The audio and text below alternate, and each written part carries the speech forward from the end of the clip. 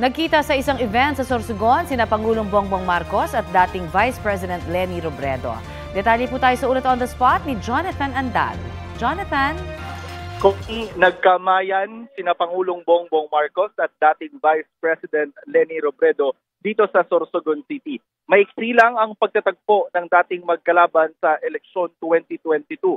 Ito ang unang beses na muling nakita ng publiko na magkasama sina Marcos at Robredo matapos ang huling eleksyon. Ayon kay Senate President Jesus Escudero na tubong Sorsogon, siya ang nag-imbita kay Robredo na kapwa niya Bicolano para i-welcome ang Pangulo dito sa Bicol. Nandito sila para sa inauguration ng Sorsogon Sports Arena, ang marahil pinakamalaki ngayong sports venue sa Bicol Region na may seating capacity na 12,000. Pero hindi na sumama sa entablado si Robredo, bagamat ayon sa staff ng Office of the Presidential Protocol Office, ang original na setup kanina ay magtatabi si Robredo at si Marcos sa entablado.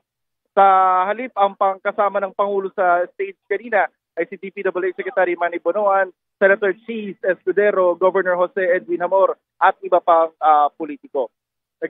Sa mga oras na ito ay nakaalis na ang Pangulo dito sa may Sorsogon Sports Arena. Balik sa iyo, Connie. Maraming salamat, Jonathan Andal.